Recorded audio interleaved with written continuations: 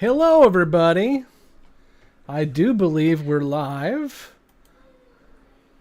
And you can hear my kid in the background. We're just going to go with it on that one. Parenting life. Yep, I'm just waiting to make sure the audio on the YouTube is good to go. Hello. There. Okay, good. We're set. Hey, look at that. We have audio right away. It's positive. Hello, everybody. We are good to go. So we'll go ahead and get started. And Kaylee, what? I caught a live stream? You did. Congratulations. Congratulations. Okay, well, hello everyone out there in podcast land. Welcome to Gray 17, a Babylon 5 podcast, a part of the Front Row Network and NPR Illinois Community Voices. We're a group of newbies who have now watched all of Babylon 5, and a group of first ones who watch Babylon 5 again. And we are here today to talk about Season 5, the end of Season 5, doing our recap. And I am Scott, and with me is... Nicole. Jessi. Justin. Kevin. Blake. Emily. And Mike. It's like herding cats. It's cute. Well, in fairness, you usually put an order in the chat for us. Fucking heads up. Shit. Robert says, now we get to discuss how Byron saved the Babylon 5 story. Well, we'll see about that. We will see. So, let's go ahead, and the first thing we're going to do is go around the horn and do our final impressions on Season 5. And then, like we always do, we will start talking about the episodes using our bracket and determining which we think is the best episode. And then we'll just talk for a bit. And feel free to put your questions in the chat. We'll run through those as we can. But let's go ahead and go to the newbies for one last time. Justin, first impressions on Season 5. Or I guess last impressions on Season 5. It's the final countdown. No. Definitely a season 3 and 4 kind of guy. I'm not gonna lie. Season 5 had its okay parts, but I mean, you know, we all have heard the story, I think, multiple times, like kind of what happened with that and JMS's notes and everything like that. So it's okay. You know, definitely not my favorite. I was kind of underwhelmed with most of it. Those who watch me MST 3K, the final episode, can know what I mean. But yeah, I give it. It's probably, if I do a rewatch, I'll probably just stop at the end of season 4 and call it. Jessi, how about you? Yeah, no, fuck that. I don't ever want to watch season 5 again. I'm glad it's over. Holy shit. It felt like season 1 was just like, we're getting into it. Season 2, 3, and 4 were pretty dope. I liked them. For the most part. And then season 5 killed my soul. And I'm so fucking glad it's over. So, did you want my honest opinion, or did you want me to tell you it was great? I didn't hate it. No, I think that everyone expects your opinion will always be honest, whether we want it that way or not. Catwoman, Nicole. Well, I guess I'm the minority here, but I didn't mind it. I thought it was good. There was good parts of it. There were some things that were annoying and stupid, but I mean, that's any show you watch, right? But overall, the sentimental side to me really enjoyed a lot of the, you know, sentimental moments, especially towards the end in the last episode and things like that. And I don't know, I look for the best in everything, so I was able to find something positive in every episode pretty much. So I enjoyed it. I mean, I was kind of on it for a ride and figuring out, all right, well, this kind of sucks, but there's got to be something going on. There's got to be something to it. But everything kind of led to something, or everything kind of answered a question, and everything kind of led up to something else. So I really enjoyed that part of it. So yeah, I mean, I didn't It wasn't my favorite season, no, but it wasn't terrible. I didn't dislike it. Nicole doesn't dislike anything, so you gotta kind of set the bar on that one. That is not true. I dislike quite a few things, but we don't have time for that today. Emily, how about you? Tell us how much you loved Sheridan. I watched it and things happened. And I think there was an episode where we got to see Lockley's workout routine. And that's about all I remember, because my brain pretty much decided it was crap and removed all memory of it. So the brackets can be really fun because, yeah, I don't remember much of anything. That's fine. We will definitely read synopsises because I'm going to forget, too, what some of these episodes were about. Byron dies in one of them. That's what I know. Okay, let's go ahead and go over to our first ones who have watched the entire series, which I don't even know why I say that anymore because everyone's watched the entire series. Mike, first impressions. Oh man. I'm sitting here scrolling through the IMDb episode list and I'm like, wow, some of this was in season 5. Also, what was this? In all seriousness, season 5 is such a mixed bag. There is a lot of good stuff in here. We do get a lot of Bester. We do get a lot of good drama going on with Londo and the story of Centauri Prime as it continues on from the Shadow War. But unfortunately for me, all of that good stuff is interspersed with a lot of story focus that is ultimately on telepaths and stuff that I just don't care about. And yeah, I'm just kind of at the end of the day, with most everybody else, season 5, I don't hate it, but it falls really flat for me. And it was a bit of a struggle to get to the finish line, which is a shame because the last few episodes of the season are really pretty fantastic, all things considered. But it's not easy to get there. So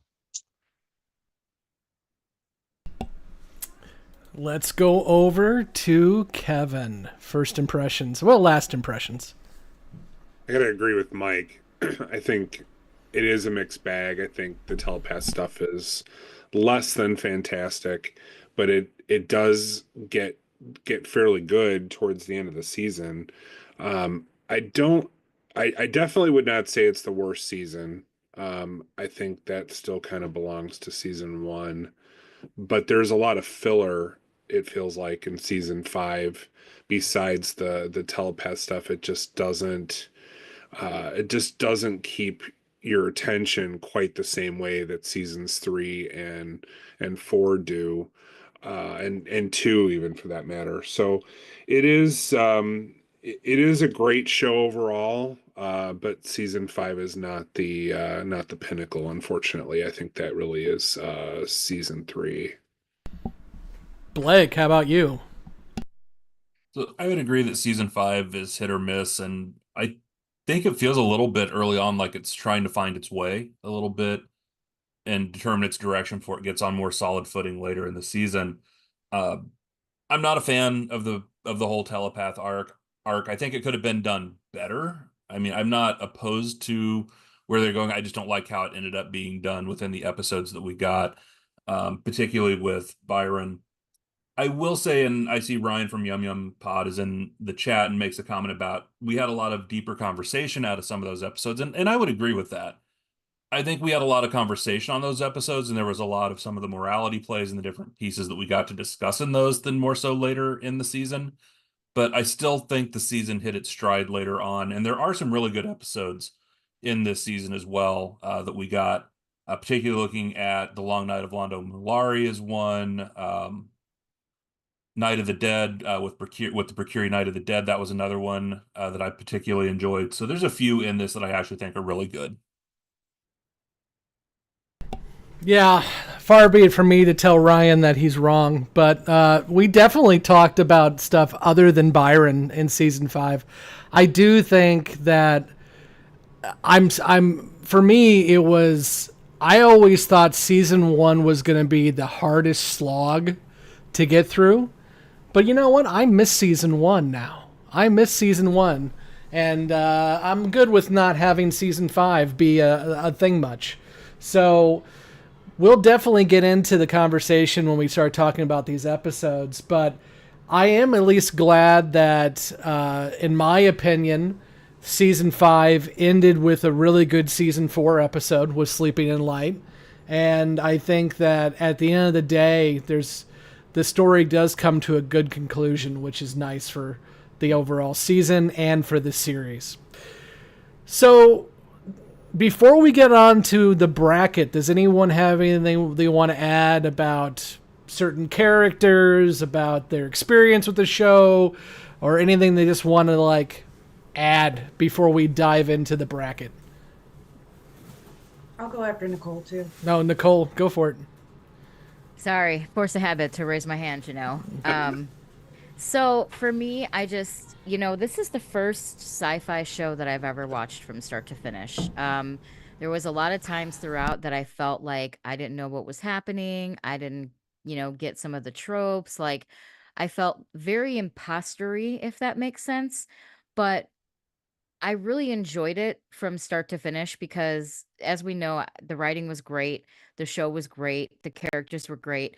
There was really something that sucked me in with the show, and I wasn't sure if I was gonna like it. I wasn't sure if I was gonna really truly enjoy it as much as I did, to the point where, like, okay, now that it's over and I'm really sad and I really care about these characters and the people that played them, and I'm so invested. I mean, think about it. We just spent 2 years of our lives investing into the show, right? So for me, it was kind of a really exciting and, you know, almost emotional journey along the way because I just feel like, if a show can make me care about it that much, it's got to be good, right? And there was moments where I was just like glued to the screen and I was just so into it. So it was such a fun ride because there was all this like funny stuff, weird stuff, sad stuff, sentimental stuff, love, shipping, all that. And it kind of offered something for everybody. And that's what I liked about it, is not being a sci-fi person. There was literally something for everybody, and there was ways for me to connect to it and relate it to things that necessarily didn't weren't in the sci-fi genre. So I just thought it was a really cool way to just kind of like relate it to things. Jessi. So I think overall hot take. I actually did enjoy this show. I don't know. I going through it and all the bitching I did and complaining, and half of it was for fun, and half of it was like I'm too literally trying to make better decisions with my life, and I find myself here again. But I thoroughly, so you talk about season 1 and being like having to struggle through. Looking back, hindsight's 2020. I loved season 1. It was fun, it was exciting, it was new, it was like all of the fun things about the show without the deep ass like, oh, now Londa's got a keeper on him, and oh, Jakar's gonna kill him, and all these weird things that made me hate him. Hey, who just gave us money? Thanks, Benway. But I liked it overall. I loved season 1 through 4. And like Mike said, you're talking about episodes, and I'm like, wait, did that happen this season? Like, I feel like this season has been 8 years long, and I will absolutely. And you guys all said this when we started watching the show. You guys talked mad shit about season 5, so I love how positive you are right now about how it wasn't that bad. You guys fucking hated it too. But when you go back and watch it, you're like, oh, I didn't hate this as much as I remember hating it the first freaking time. So Jessi, no, didn't you learn anything over the last 5 seasons? Don't Angel trust the Wings. fucking thing we tell you. Yeah, so that's next. I'm gonna start with the Beyond the Rim next, and you guys, like I said, you guys can expect my call. But no, I liked it. I enjoyed it, and I I'm didn't gonna have expect change to. my phone number pretty soon. I know where you live, Kevin. And your address. Yeah, you might want to move and Yeah. change your name. So Yeah. that's good. Okay, well, No, actually, Justin, no, go for it. I was going to say, this show is everything I was expecting it to be. Blake, I think I've mentioned this more than once. Blake and Kevin have been trying to get me to watch this damn thing for 20 years now. And honestly, I couldn't be happier with the way I did it. It reminds me of being back in high school when we used to watch these TV shows and can't wait to go to school and talk about it with everybody and everything like that. So it just brought back kind of some good vibes. And just like any family, we had our moments. We had our, we either wanted to hug each other or strangle each other at one point at a time, Or both. or both. Whatever you're into, I don't judge. But this is definitely going to be in my top tier of favorite shows of all time, and I can't actually wait to go back and do a rewatch, just except season 5. But yeah, definitely concur with Jessi on this. It's just like the game Diplomacy. Beyond the Rim might shatter some friendships. We'll have to see what happens, because there's been a lot of gaslighting going on, and I'm about to light that shit on fire. I cannot wait to hear the episode about the angel wings. Oh, I'm like, I Justin's want to greatest do a moment. whole live episode where we listen to Beyond the Rim when you guys are talking about Justin after gaslighting him for like 4 fucking episodes. I can't wait. I personally, I love the drama when I'm not involved. I'm super excited. I can't. Oh yeah, I'm sure Jessi's got all sorts of Schadenfreude thing going on here with it. But no, I can't wait for that either. That's actually the one thing I might go back and listen to first. So The best part of that was when I kept making "Touched by a Vorlon" references that just kept going over your head. So funny. So Jessi called it out already, but Benway, we were discussing what was going on with the season, gave us a super chat of $10.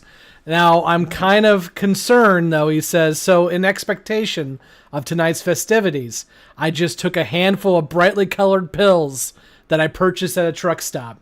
They're legal, so that means they're safe, right?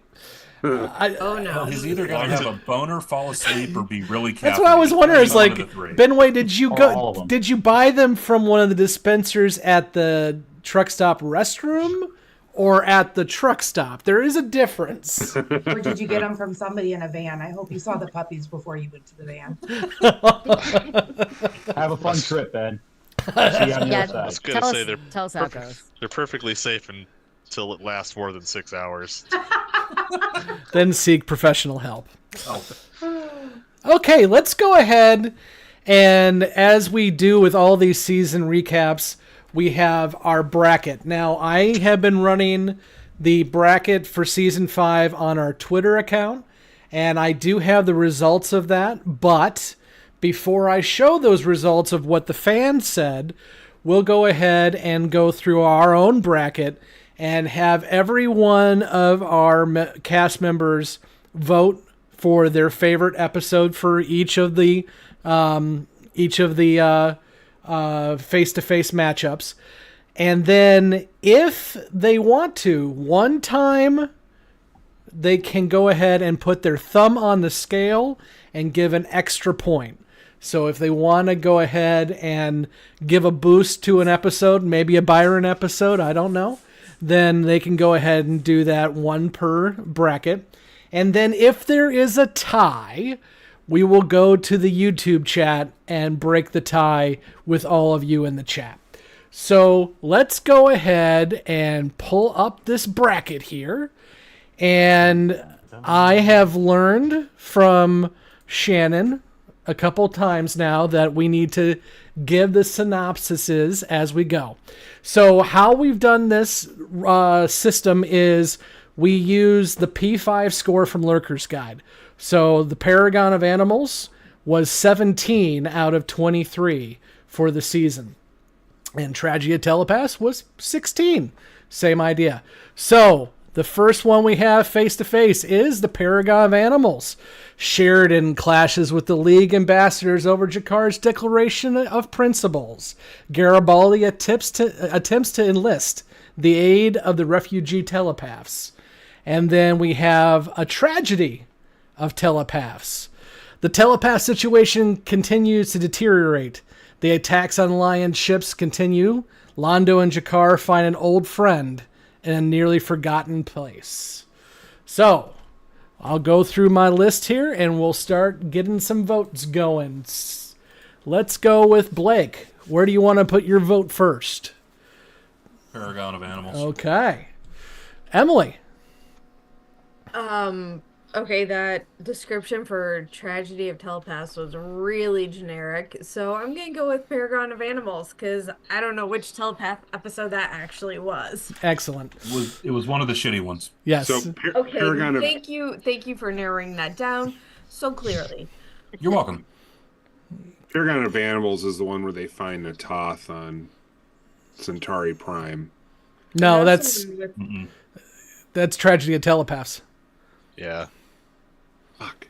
that was the part about finding an old friend because it wasn't Okay. It wasn't Monkey Man Bartender that they No, found. it was Damn it. not. It was not. All right. I miss that guy. So, Kevin, which one would you like to vote for? Well, see, now I'm really confused. Paragon's the one where the Drazi fuck around and almost find out. Yes. Yeah. Okay. And Jesus Shakar Christ. has a really good speech in that one, I believe. Actually, no. Tragedy of Telepaths is the Drazi as well too. You guys just are. It is, but Paragon's the one where they're fucking with that one. Oh, planet. okay. You're right. You're right. Okay. Then And- the White Star And Fleet they is said, Tragedy. Like all of the whites, like all of them. Yes. I just really liked the Natoth stuff. Okay. So, which one do you want to vote for, Kevin? So I'm going with Tragedy of Telepaths. Thank you, Justin. You know, even after all these descriptions, I still have zero memory of Paragon of Animals, so I'm going to vote Tragedy of Telepaths. Checks out. Jessi. None. No. Oh. You got to vote for one. Tragedy of Telepaths, because Natoth, that's what I'm going with. Mike. Yeah, I'm gonna go with Tragedy because of Bester. That's a good point. Nicole. I love Natoth, but I'm going with Paragon of Animals. Okay. And I will go ahead and vote for Tragedy as well. So it moves forward with a vote of 5-3. Awful bold of you not to think that I wanted to use my vote early. It's Hmm. fine. No, Oh. I'm not busting my nut yet. I'm going to draw that out. Jesus Christ. Okay.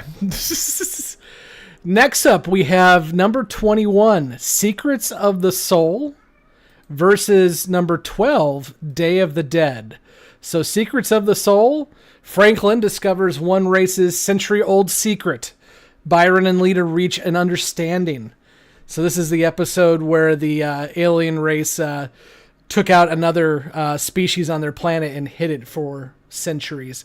And I then believe Secrets of the Soul is also the orgasm that radicalized the hippies. it is. And then Day of the Dead. Some of the crew are caught with the Procuri as they celebrate their Day of the Dead, a remembrance of a recently deceased.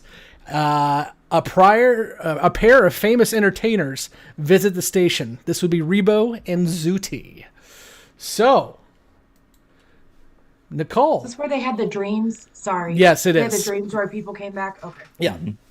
Nicole. Or Damn. were they dreams? Okay. Nicole, would you like to vote? Yeah, that's a tough one. Shit. I gotta go with Secrets of the Soul, though. Interesting. Yeah. Mike. Jesus, I wasn't ready. Probably Day of the Dead. Okay. It's a good episode with a lot of good character moments between certain characters, like the backstory of Lockley, especially. It was a standout. Written by Neil Gaiman, the only episode not written by JMS in this season. Jessi. Day of the Dead. No more orgasms. No more orgasms. And I'm doing it in spite of Rebo and Zooty being in it. You're having an orgasm in spite of Rebo and Zooty? Is that what you're doing? Yeah. Yeah. Okay. Wait, sure. Benway probably is. Justin. You know, as much as everybody wants to have stories of genocide bring warm, fuzzy feelings to everybody, I am definitely going with Day of the Dead. I love that episode. I love Penn and Teller, so to me, there's no question. Kevin. Day of the Dead. Okay. Emily. Day of the Dead. Okay. Blake. Zooty, zoot, zoot. Zoot zoot. And I will do Day of the Dead I as well. hate you. Wow, I'm the only person that rooted for the other one? Yeah, Wow. Nicole, there's no accounting for taste. It's fine. Sorry, Nicole. I have taste, thank you. Bury that motherfucker. I don't ever want to watch it again. Okay, so Day of the Dead gets 7. Secrets of the Soul gets 1. Let's move on down to number 13. The core is mother. The core is father. And then number 20, learning curve. So the core is mother, the core is father, is Bester pursues a murderous telepath, using the pursuit to train 2 rookie psychops in the finer points of their new jobs. And then learning curve. 2 Minbari Rangers in training come to the station and learn a difficult lesson. A new underworld boss tries to take control of down below. Let's go to Blake. Core is mother, core is father, or learning curve? Do I have to vote for either of these shit shows? Yeah, no kidding. I'm going to go Cora's mother, Cora's father, just for Bester and Bester alone. Emily? I agree with Blake. Yeah. Kevin? I don't like either of these episodes very much, but I'm going to go with learning curve. Okay. Justin? Was that a pity vote? It sounds like a pity vote. Yeah. Ask Kevin if that was a pity vote. Maybe. I'm used I to might those. be the only person who actually liked Core.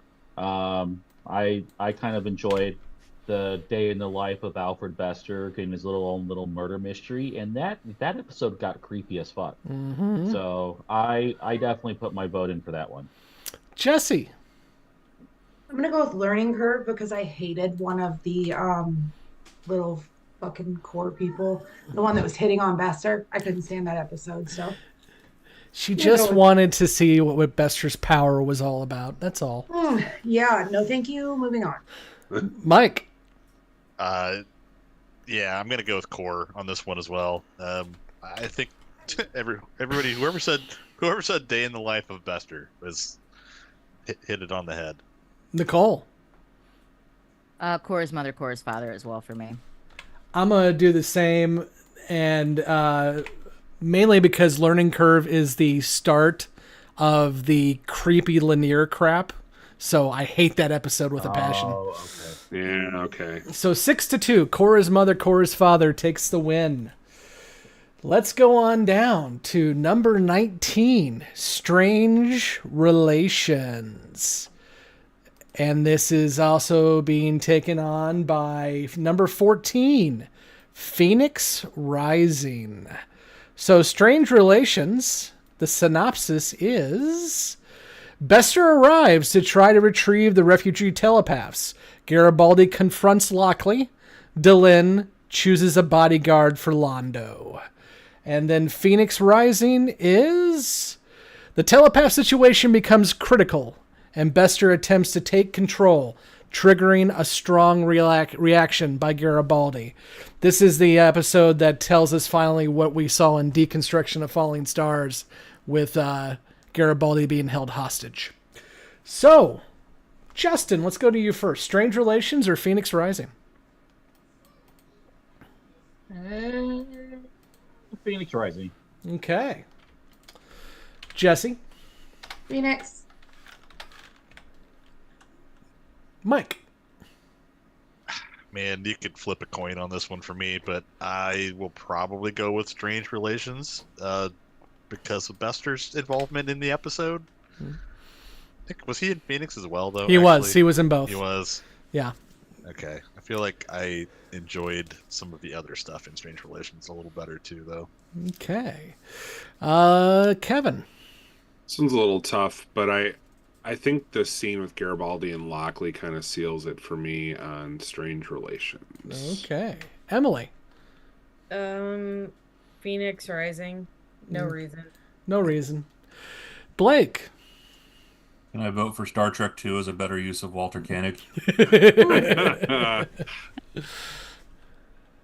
Sensing as a no, I'll go with No.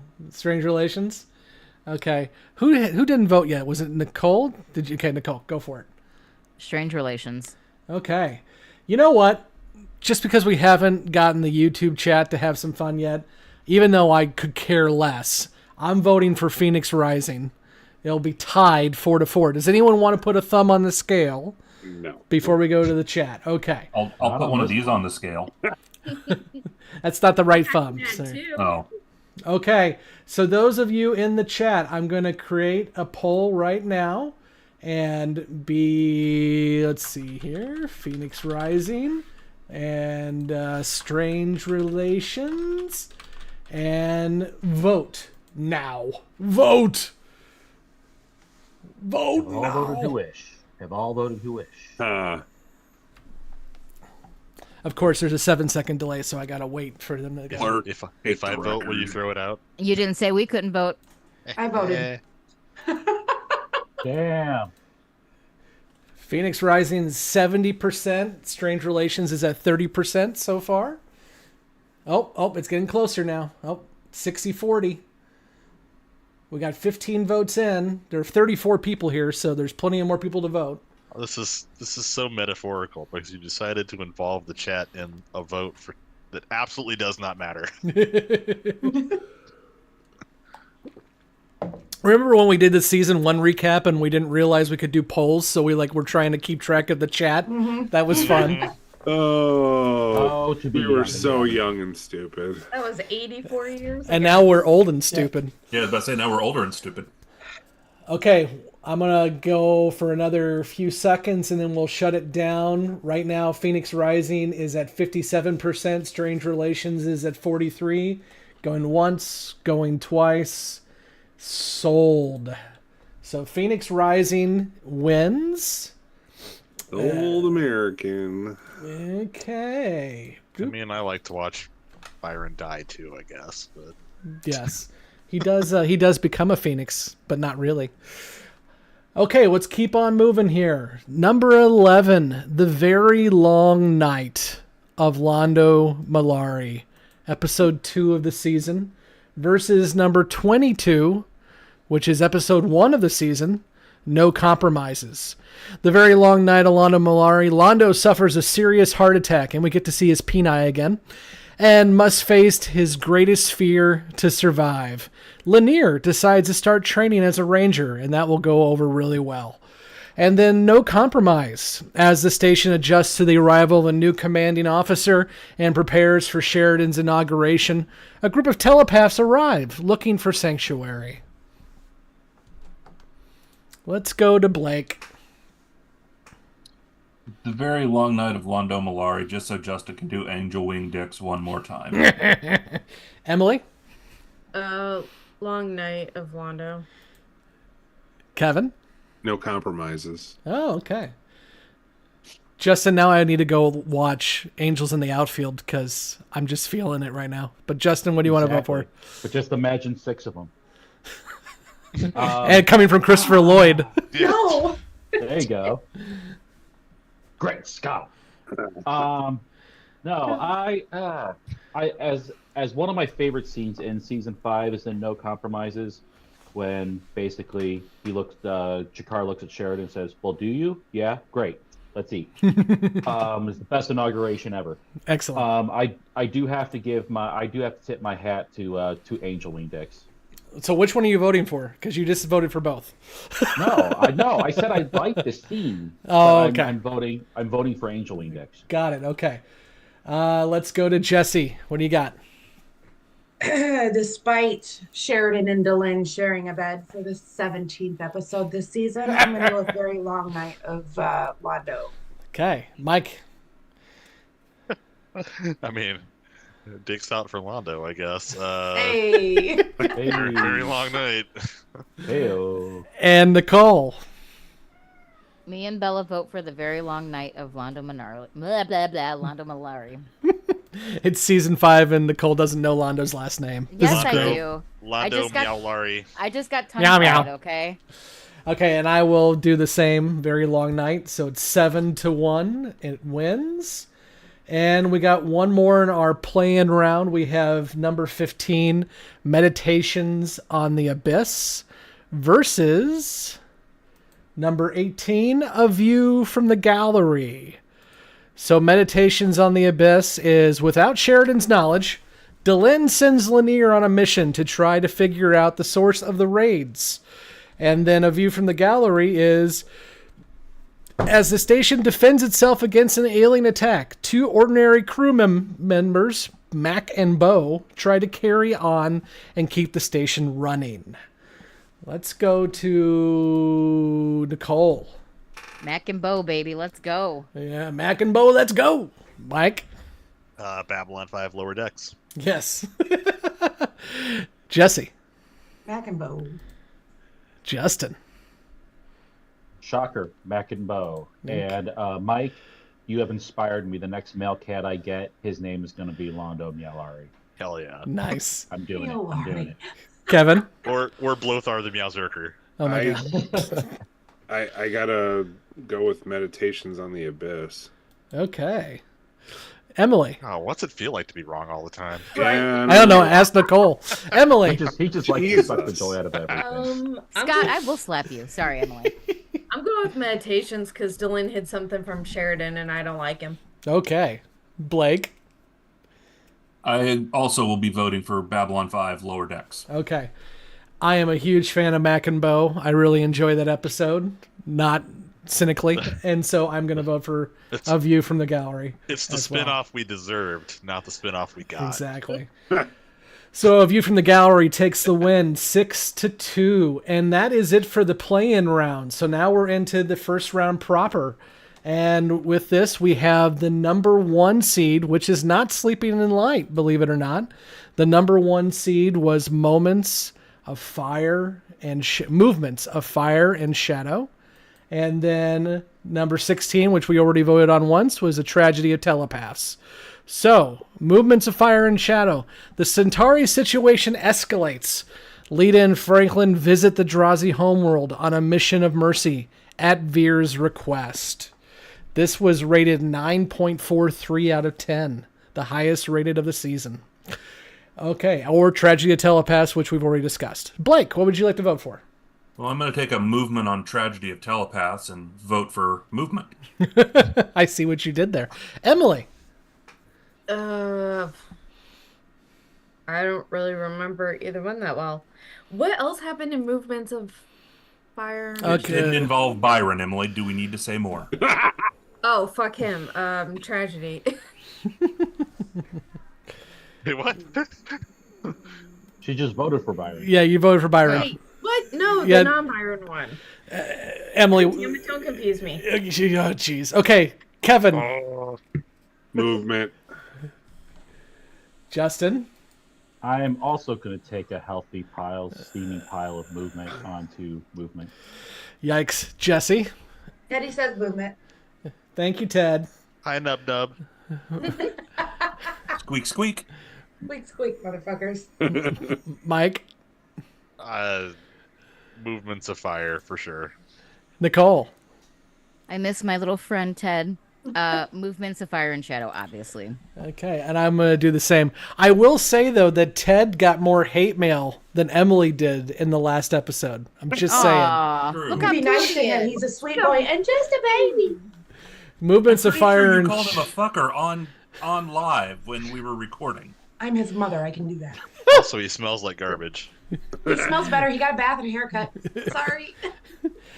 Movements of Fire takes the win with 7-1. Moving right along, we have number 9, The Ragged Edge, versus number 8, Wheel of Fire. So let's see what Ragged Edge has to say here. Hold on. Please hold. I gotta find it first. Where'd it go? That There was it the is. one where Garibaldi was on the Drazi homeworld. I got it. Yep. Ragged Edge. Another attack on an Alliance ship brings Garibaldi to the Drazi homeworld to search for a witness. And he's at the Drazi Hilton. It's great. And then Wheel of Fire, which is the name of the season itself. Lockley and Garibaldi discover that they have a shared history. A confrontation with Lita leads to a startling revelation. Let's go with Nicole. You know, I think I'm going to go with Wheel of Fire on this one. Okay. Mike. Dude, this is another one that I honestly could almost care less about. As much as it was kind of fun to watch Garibaldi go on an away mission, I had a lot of big problems with that episode. So I'm going to go with Wheel, but for no particular reason. Nothing about it stands out to me. Jessi. Only because Joey says Wheel of Fire by a mile. I'm gonna go with Wheel of Fire. Okay, good job, Joey. Justin. I still don't remember Ragged Edge, so Wheel of Fire it is. Excellent. Kevin. Wheel of Fire. Emily. Is Ragged Edge where the one where Garibaldi gets drunk and the dude dies? Yes. Yeah. Okay, correct. Wheel of Fire it is. Excellent. Blake. Wheel. It's going to be a unanimous wheel because Ragged Edge is Yeah. it's a rough episode. Okay, 8-0. Moving right along. Yeah, We can't agree on this show. we're still a little bit. So we're starting to get to some bigger episodes here. Number 5, Objects at Rest, which is the penultimate episode of the season and the last episode filmed of the series. And then we have Day of the Dead, which we've already discussed. So Objects at Rest. The Interstellar Alliance headquarters moves to Minbar. Linaire faces the consequences of a terrible mistake. Blake. Day of the Dead. Okay. Emily. Day of the Dead. Kevin. Day of the Dead. Justin. Day of the Dead. Day Jessi. of the Dead. Mike. Dia de los Muertos. Oh. Nicole. I was gonna say Objects at Rest, but I guess I'm the only one. Yeah, Objects at Rest is a good episode, except for the last 5 minutes. And I hate the episode for that reason. So I vote for Day of the Dead. So it's 7-1. Day of the Dead moves on. Okay, now we have the Korra's mother, the Korra's father at 13, and then all my dreams torn asunder at number 4. So All My Dreams Torn Asunder. The evidence of a Centauri connection to the cargo ship's attacks is revealed to the Alliance. And then we've already talked about Korra's mother, Korra's father. Blake. Asunder. Okay. Emily. I don't know if I have strong feelings on either one, but we'll go with All My Dreams. Okay. Kevin. All My Dreams.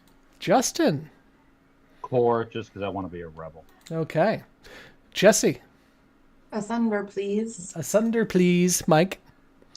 Yep, all my pants torn asunder. Excellent. That was the Movements of Fire. Nicole. Post Wow. Taco Bell. That must Oh, have been Taco no. Bell.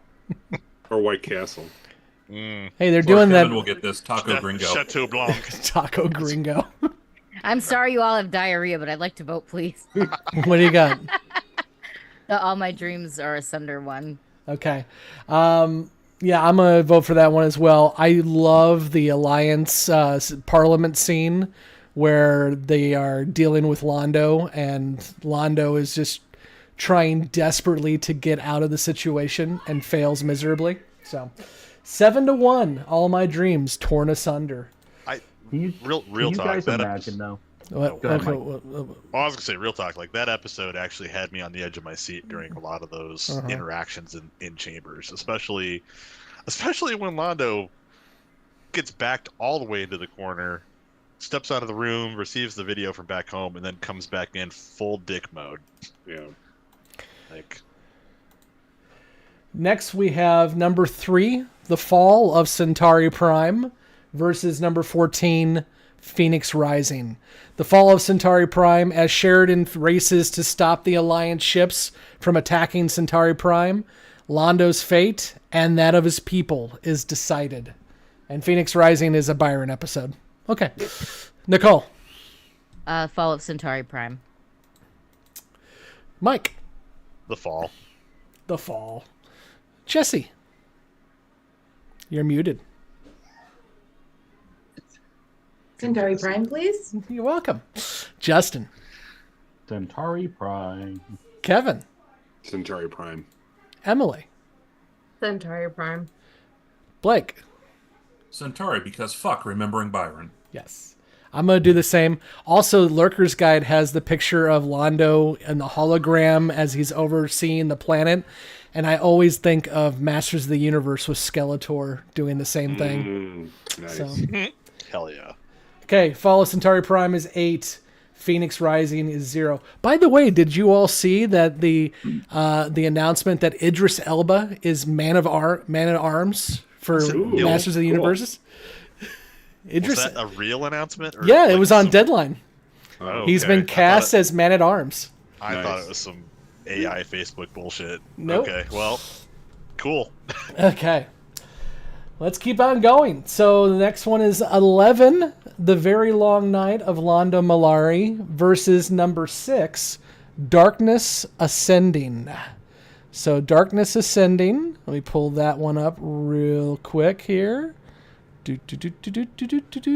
Gotta find it. Where did it go? There it is, right there. Okay.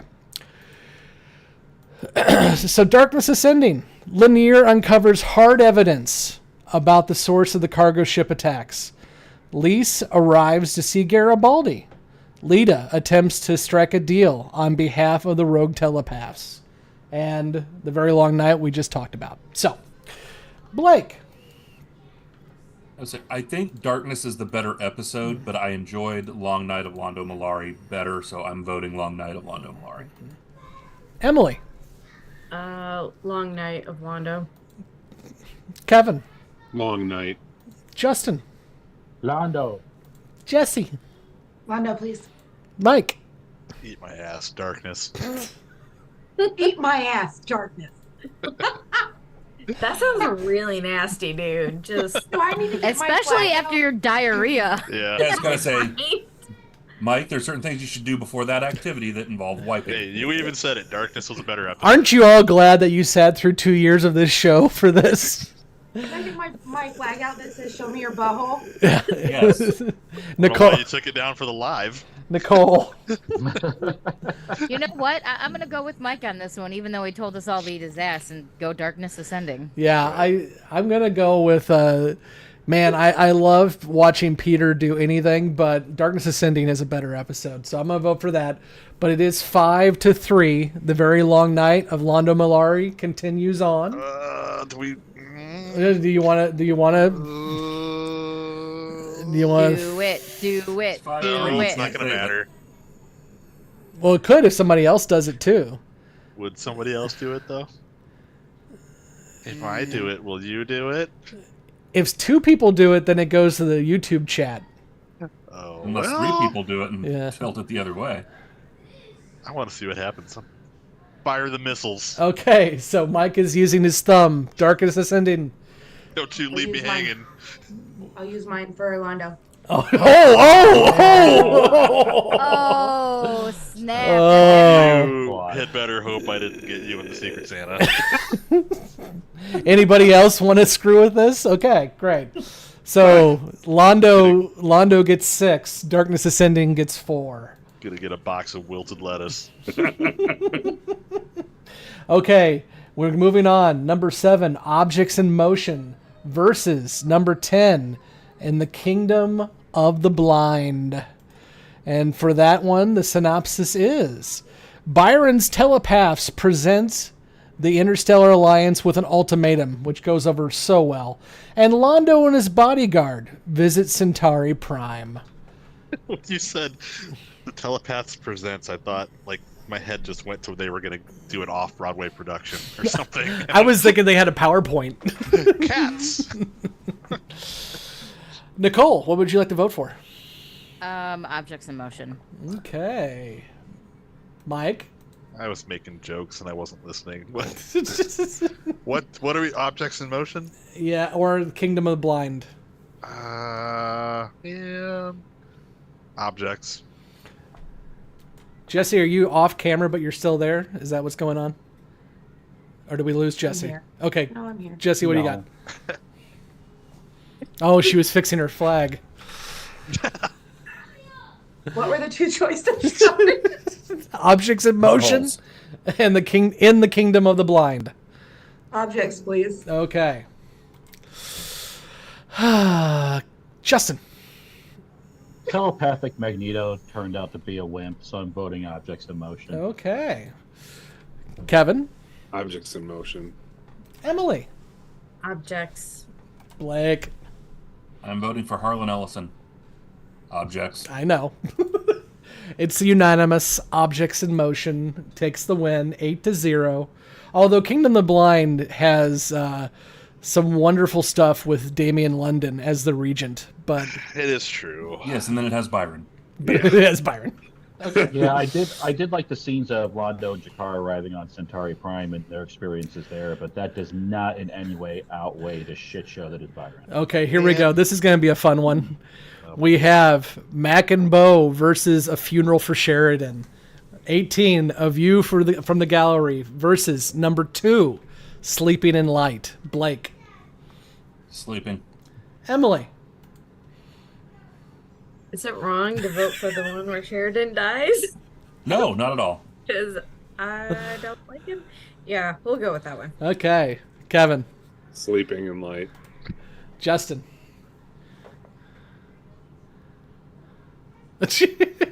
Damn. Sleeping in Light. Okay. Mike. I feel like, yeah, sleeping. This one's not fair. Like, Nicole. Yeah, Sleeping in Light, obviously. Well, Justin flipped a coin. Are you going to flip Ted, Jessi? Please do. She almost did it. She almost did it. I'm going with Mac and Bo. Mac and Bo! I'm going to vote Sleeping in Light because it is an amazing episode. Even if we butchered the hell out of it during our discussion. But I blame the alcohol. Okay. So, Some of us were sober. Sleeping in Yeah, Light some of us goes... were sober. we had a lot of lasagna, though. We were filled with lasagna. And cheesecake. That cheesecake may have been a Oh, problem. my God, that cheesecake. God. Yeah. I said this earlier in the chat too, but like, I don't know. It was really hard to stick the landing in this season after wading through so many episodes of shit no one cared about. This is why we didn't do Crusade, because you would have had to wait another 13 weeks to stick that landing. Well, yeah, I don't know. Okay. It was fun to get together, but in retrospect, probably not the best idea to close out the series. Okay, we're going to go on to round 2. Number 1, Movements of Fire and Shadow versus number 8, Wheel of Fire. Blake. I'm going to say Wheel of Fire. Emily. Wheel of Fire. Kevin. Wheel of Fire. Justin. My butthole is a burning wheel of fire. That's not where I thought he was going with that one. Mike. Real, I guess. Nicole. Wheel of Fire. Jessi. Wheel of Fire plays without Justin's burning bow. You're welcome for that. Yeah, I don't understand why Movements is not a bad episode. Don't get me wrong, but I don't understand how it got number 1 on the P5 score for Lurker's Guide. I don't understand. Okay, so 8-0, Wheel of Fire moves on. Now And we're Justin, whoever has Justin in the holiday draw, I believe he just requested something for the Burning Ring of Fire. No, I was actually sitting here just thinking about what if White Castle started serving tacos. You're just gonna get a whole bunch of tubes. You would totally need like an Imodium IV for What that in one. the absolute fuck goes on in your head? Like, I'm sorry. Excuse I've been considering. Sorry for my language, but who fucking goes, I What? ordered White Castle, fucking sell what? Well, it's okay. It was on the internet the other day. Someone did a recipe for Thanksgiving stuffing made entirely out of White Castle I sliders. saw I've that. seen that. Yeah. If you God, actually made that, the amount no. of toilet paper you would have to have in your house. My cousin made that and brought it to Thanksgiving one my year, and God. everyone told her to take it home. Nobody's eating that shit. I forgot I what love White episode it Castle. was, but do you remember the episode where the future human is standing and watches the sun go supernova? Deconstruction of Falling Stars. It'd be kind of like that. No, Okay. honestly, I love White Castle because it's the only food I know of that smells the same coming out as it does going in. We're gonna move on. Number 12, Day of the Dead versus number 4, All My Dreams Torn Asunder. Jessi. Pay attention next time. I'm recovering. No. I'm recovering. Day of the Dead. Please. Day of the I heard Dead. every word you said. Nicole. Find the mute button. Sorry. Oof. I gotta go with Day of the Dead. Mike. I'm gonna go with All My Dreams. Okay. Justin. Day of the Dead. Okay. Kevin. I think I'm gonna go with All My Dreams. Okay. Emily. I take back what I said about you. Ha. Thank you. Oh, I'm really not sure. Hey, Justin, flip a coin. I don't have one on me. All right. Heads is Day of the Dead. Tails is Dreams. You're voting for Dreams. Okay. Thank you. It is 3-3. Blake. Day of the Dead. I am going to vote for All My Dreams. So it's 4-4. Anyone want to do the thumb? I actually want Yeah. to change my vote. No. You can use your thumb if you'd like, but no. No, I'm not using my thumb. I fucked up and I picked the wrong one. Well, that's your own damn fault. Anybody? Bueller? Okay. We're going to go to the... Hey, jackass. What? I threw my hand up. Yes. Oh, okay. I wasn't looking at hands. Which one are you doing? Day of the Dead? Dead. Okay. 5-4. Anyone else? Thank you, Daddy. Anyone else? Welcome. I'm going to go ahead and use mine on All My Oh, Dreams. shit. You fucker. 5-5. Anybody else? Mike has already used his. Jesse's already used hers. I'm not ready to bust my nut yet. Okay. Well, Jesus. Okay. Come on, Justin Jackson Pollock this shit. Okay, we're going to go to the YouTubes, and we're Take going... Scott down. We're going to do this real quick here. Let's see. Start a poll. Day of the Dead. All My Dreams. Vote, my minions. Vote. Come on, Day of the Dead. Day of the Dead. Day of the Dead. Whatever Scott Day of wants, the take it down.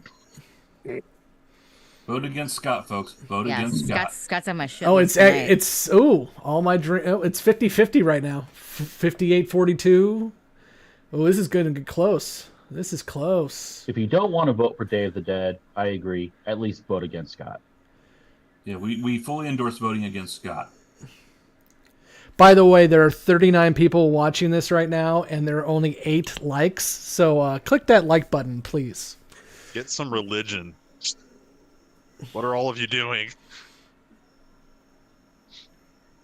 Okay. Got 30 votes in. Day of the Dead is winning 60-40. I should use my thumb. Okay. We're going to end this now. Day of the Dead wins 60-40. Let me go. Thank you, chat. Let me go here. So Day of the Dead gets another vote from the chat, and we move on. Next, we have number 3, The Fall of Centauri Prime versus number 11, The Very Long Night of Londo Mollari. Our Peter episodes. Let's go, Jessi. Don't go with me first. Shit. The Long Night of Londo Mollari. Okay. Nicole. I gotta go with the Fall of Centauri Prime. Okay. Mike. The Fall. The Fall. Justin. Long Night. Okay. Kevin. Fall of Centauri Prime. Okay. Emily. Regent dies in Fall of Centauri Prime, doesn't he? Yes. Oh, I was really sad about that, but it was a good episode, so Fall of Centauri Prime. It made you feel. Yeah, I was more sad about his than Jared. I was like, "Aw, Regent." Blake. Fall. Yeah, Fall of Centauri Prime has maybe my favorite scene of all of Babylon 5, and that is Londo and Jakar talking right before Londo gets his keeper. So I'm going to vote for that one. 6-2. Zooty Zoot, no. Also, fuck the Zooty. Regent. Zoot Zoot. Next, we have number 7, Objects in Motion, versus number 2, Sleeping in Light. Blake. Sleeping in Light. Emily. Oh, was Objects in Motion where Garibaldi threatened all the people on the board? Yeah. Yes. Yeah, we're gonna go with that one. Okay. Kevin. Tempted to go with objects in motion, so that's what I'm doing. Okay. Justin. Well, you can be wrong. Objects in motion, please. My goodness. Mike.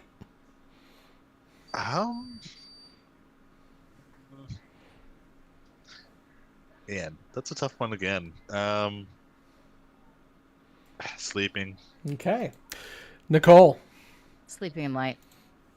Jessi. Where are we at? What are the numbers? It's 3-3. It's tied. Why does that matter? Because it does. I don't know. Pick one. I don't care. I don't care about Sleeping. either one of them. Jesse votes for sleeping. Okay. Sleeping. I'm going to vote for Sleeping in Light as well. So it's 5-3. Anybody want to do their thumb? No? Does anybody know? Do you bite your thumb at me, sir? Yes, I do bite my thumb at you, sir. All right. Okay. I'll hold my load for a little longer. Jesus. Sleeping in Light, 5-3. Okay, we're moving on to the final four. Wheel of Fire, number 8, versus Day of the Dead, 12. Jessi. I'm going with Day of the Dead. Okay. Nicole. Wheel of Fire. Mike. Man, between those two, probably. Oh shit! Day of the Dead. Justin. Day of the Dead's actually one of my favorite episodes of the entire series, so I'm going with that. It's really good. Kevin. I think I'm gonna go Wheel of Fire. Okay. Emily. Wheel of Fire was where Jakar breaks the icon of him, right? Yes. Okay. Yeah, we'll go with Wheel of Fire. I Okay. like that portion of it. Blake, it's tied 3-3. What do you want? Day of the Dead. Day of the Because I'm with Dead. Justin. That's one of my favorites of the entire series. Yeah, I'm going to do the same. I'm going to vote Day of the Dead. Yes. So it's 5-3. Anyone want to do some shenanigans? No? Okay. Moving right along. So Day of the Dead still goes has- to the final two. Day of the Dead goes to the championship. So, Scott, who still has thumbs available? Thank It would be Justin, Kevin, and Emily. Oh, and Nicole. I'm gonna go. Okay. Here we go. Next one. Fall of Centauri Prime, number 3. Sleeping in Light, number 2. Duking it out. Blake. Sleeping. Emily. All. Kevin. Ball of Centauri Prime. Justin. Fall. Mike. Ball. Nicole. This is a hard one, but I'm gonna go with Sleeping in Light. Jessi. Well, I still got to vote for Sleeping. It's got a special place in my heart all the way back 30 years.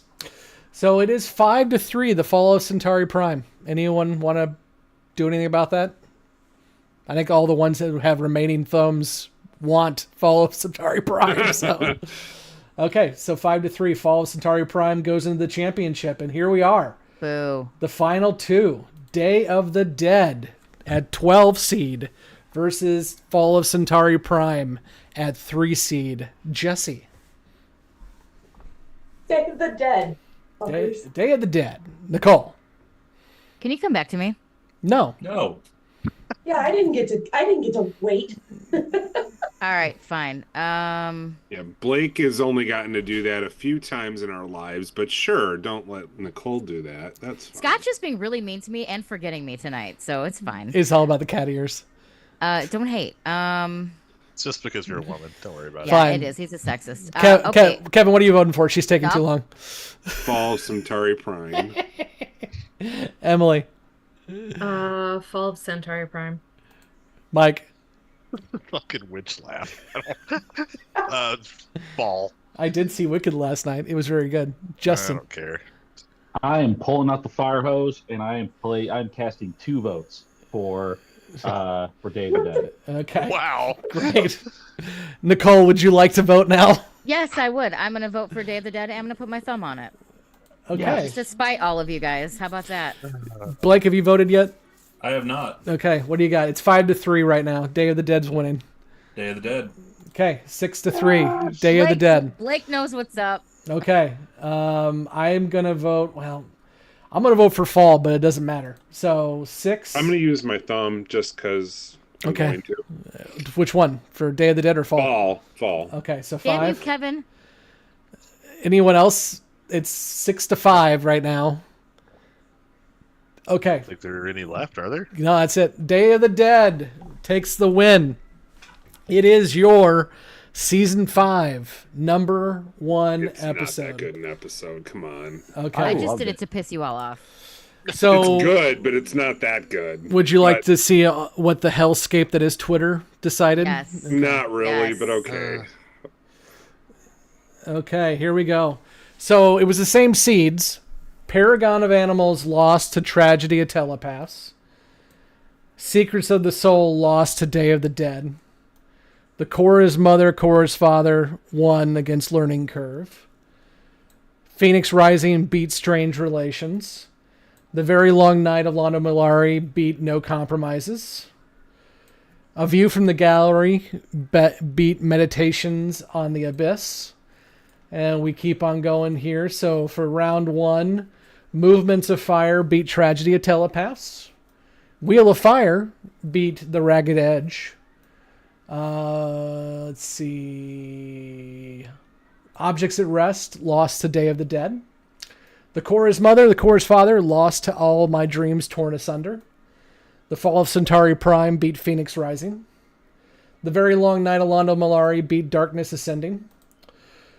Objects in Motion beat In the Kingdom of the Blind. Sleeping in Light beat A View from the Gallery. Sorry, Mac and Bo. Moving right along, we had Sleeping in Light beat Objects in Motion. The Fall of Centauri Prime beat The Very Long Night of Mondo Mollari. Day of the Dead continued on and beat All My Dreams Torn Asunder. Wheel of Fire beat Movements of Fire and Shadow. By the way, that Day of the Dead, All My Dreams Torn Asunder, that was tied twice. I had to run 3 different polls for the course of 6 days to get a tie broken on that one.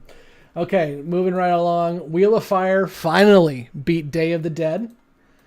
And the Fall of Centauri Prime lost to Sleeping in Light.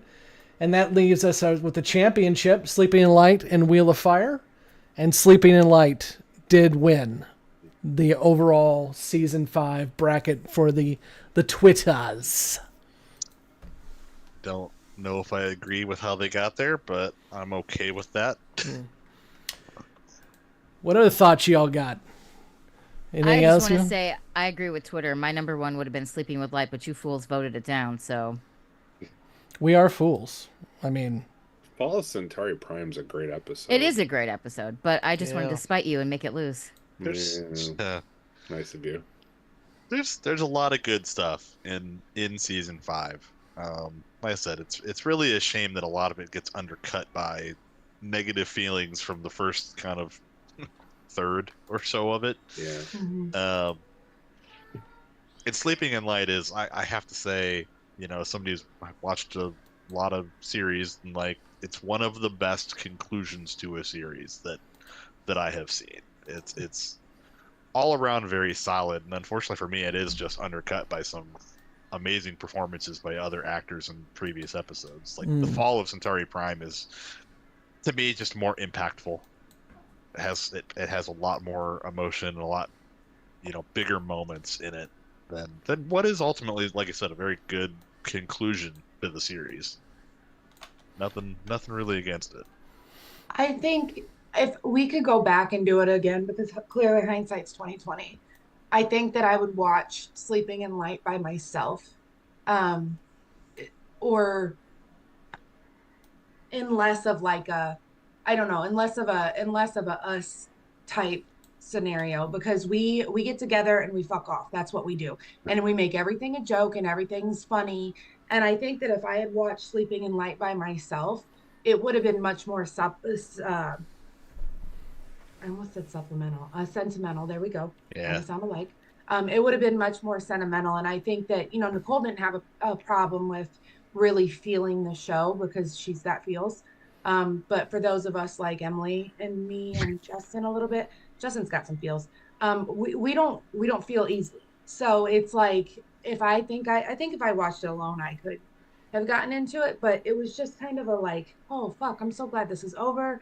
Let's get it over with. Let's go play cards. So And we were having like so much fun, and you assholes gave me a case of the giggles, which did not help at all. Yeah. Greg Greg- does say Sleeping in Light is Yeah. not a party episode. It's true. I think I agree with you because like it came. Yeah. I think it came. I think it came through in the pod, and somebody even mentioned it. Like, what a fucking letdown. And I'm not. Listen, we're not perfect, and it is what it is. You can fuck off. We don't care.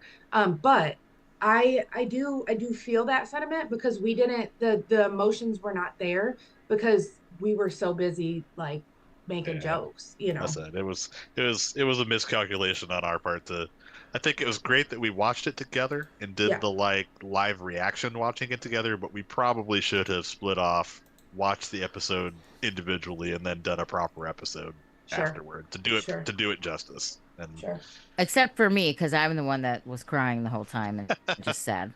yeah, someone else was hogging the puppy during that. But we would have missed the squeaking. Hogging the hot garbage. Sorry, guys. It's okay. I didn't even post the commentary because it was not up to our quality, I don't think. But we can talk about that later and see if we want to. Yikes! No. Wow. I wondered what happened to that, and I'm glad that it didn't make it. What kind of But cheesecake stop was that discussing again? Jesse's empty hole. That was the quality standard that made the show. Yeah, that we kept breaking the handle on that one door in our Airbnb.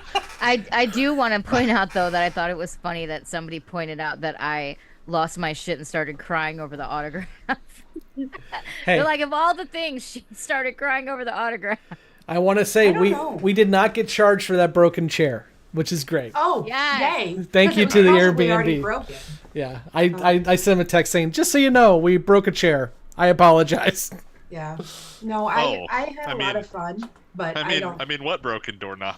I didn't say anything. You can hear me in the episode go, if you touch that fucking doorknob one more time. It's I'm gonna because I think crap." I can't remember if it was Kevin or I think it was Kevin kept opening the damn door and breaking the doorknob over and over He did and it over. twice, and then I did it right after him. Yes. And people just kept doing It's it. like, Like stop you just watched touching. Kevin do it twice.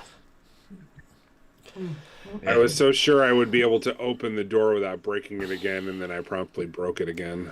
That just sums up men in fucking the most perfect Okay, sentence well, in the now world. that okay, Wait a minute. I didn't break the fucking door, so don't lump us all in here.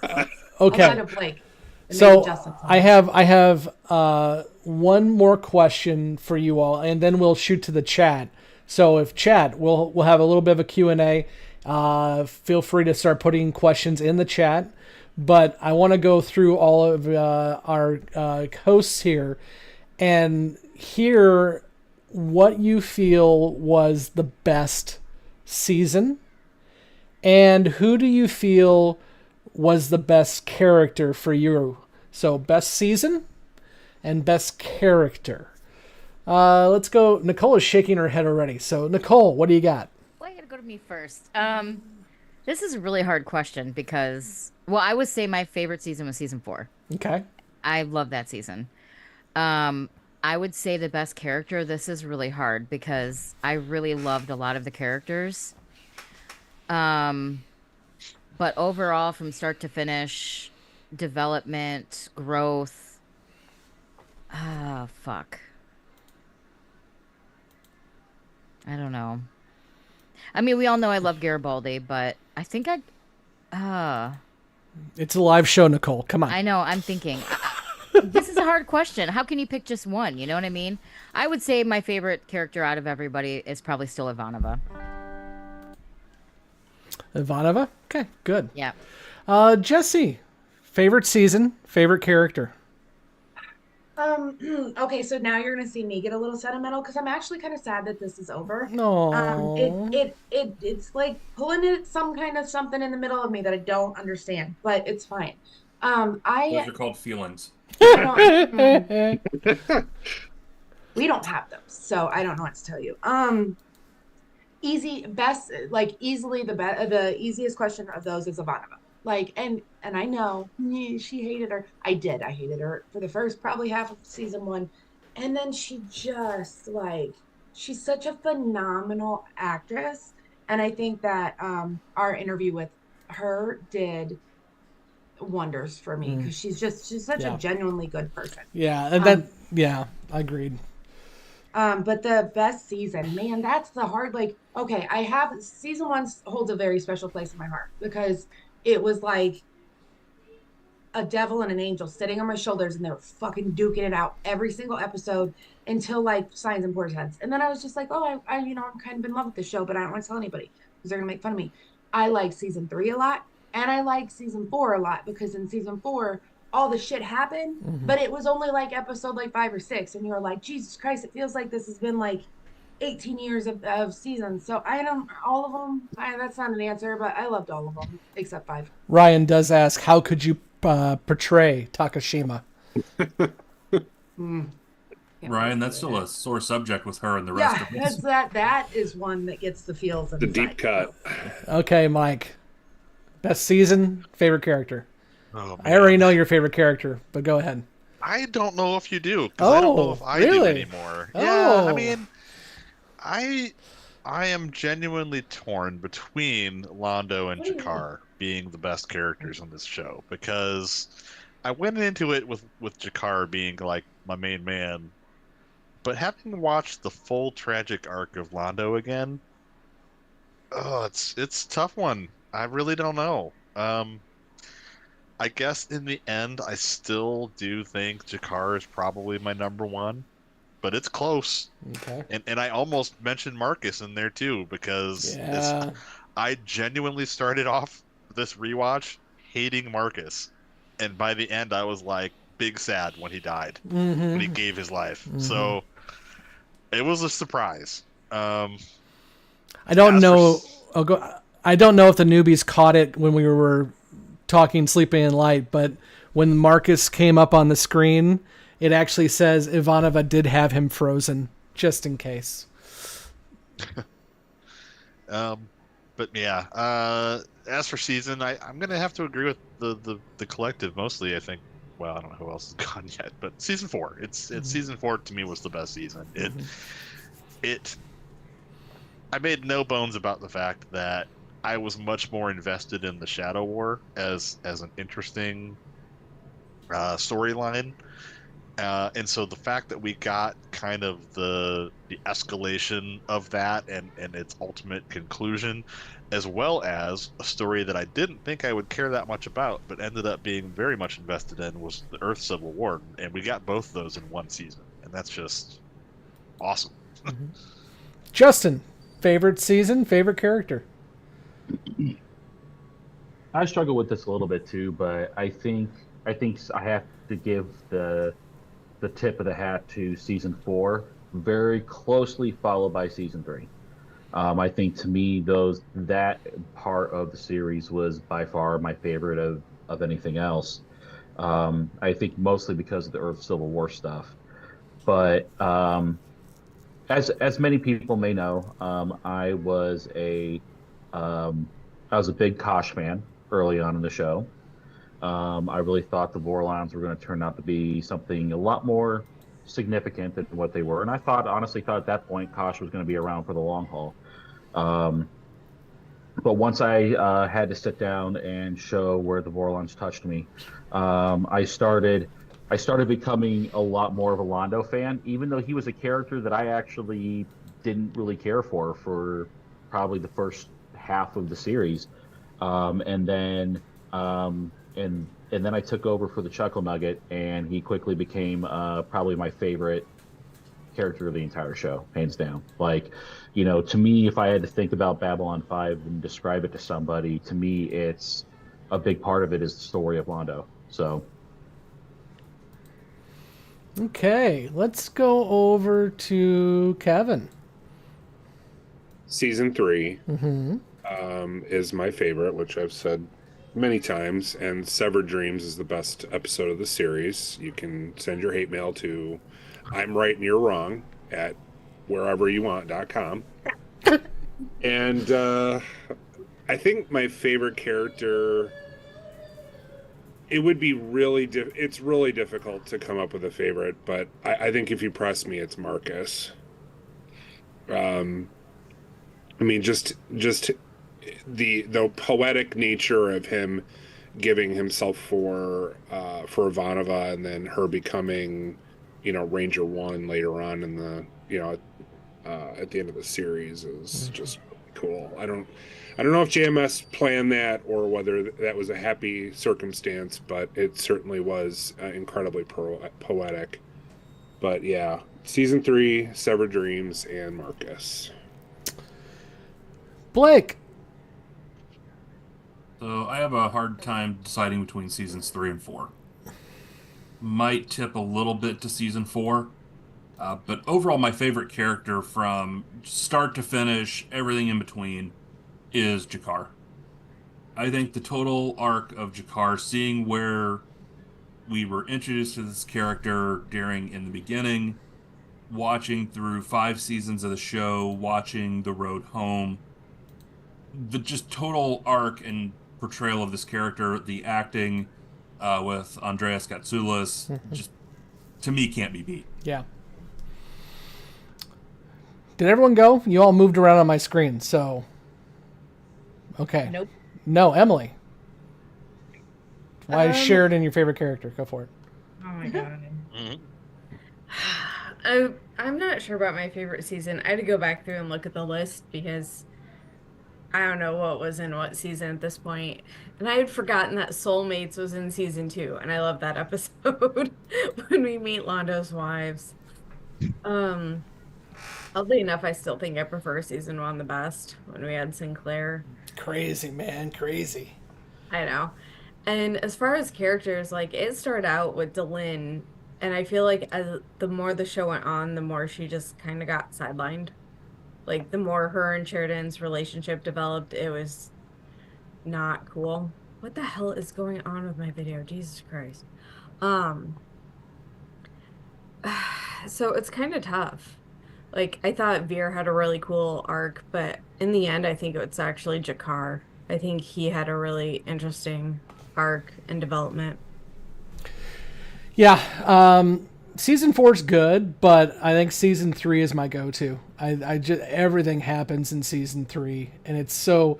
And I think others have hit on if season 4 hadn't had to be rushed in order to try to get it finished. If there wasn't going to be a season 5, then that may have been different. But season 3, just the pacing, the revelations that we have, it's a perfect season. It absolutely is. And like Reptilian said in the chat, B5 is the story of Londo and Jakar, and I think both those characters just make the show. So for me, I'm going to cheat, and I'll say Londo and Jakar. Anybody else have anything they want to add before we go to the Q&A? I am shocked by the fact that I almost agreed with everything you just said. Yay! Because I think season 4 could have been better than 3, but the rush nature of it really makes it clear to me that I like season 3 better. And that's unfortunate because you could see a different scenario under which 4 is just amazing. But I'm interested to try to rewatch it again and not have to watch one episode a week. If I can just stream it like I normally do everything else I watch. And if that will make a difference, because I think some of the problem was that week in between and sometimes 2 weeks, there was so much of a gap. My brain was just like, yeah, I don't know where we are or what we're doing. Like always. I get it. Okay, so let's go ahead and go to the chat. The one thing I want to get out of the way before we get into the full Q&A is there was a question that came up, and I can't even find it now because it was a while ago. But it is, what's next? What's next? So we got a couple different things in the hopper, but I do have one announcement trailer that I can play for y'all. So I'm going to do that first. Give me 1 second. And I think this should work. I hope. I hope. So please hold. Okay, I think. Very JMS like. I'm going to just reveal it. Yes. We're announcing a new Patreon. I mean, Give us There's a more bigger issue money. here. Just because a group Pay of me people to belong to the press Federation, the it does sky. not mean that they are Yes, I saints. will The take trouble all is of them. Earth. On Earth, there is no poverty, no crime, no war. It is You working. look out the window of Starfleet headquarters and you see paradise. Well, it's easy to be a saint in paradise. Out there, and all the problems haven't been solved yet. Out there are no saints, just people. Angry, scared, determined people who are going to do whatever I know. it takes to survive. Relax.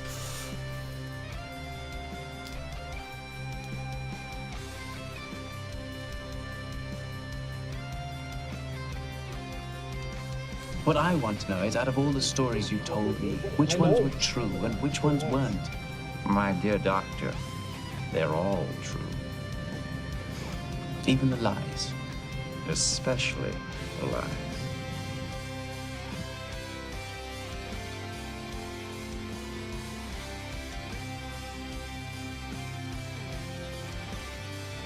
On behalf of the Bajoran government And the Promenade Merchants Association. I officially welcome you to Deep Space Nine.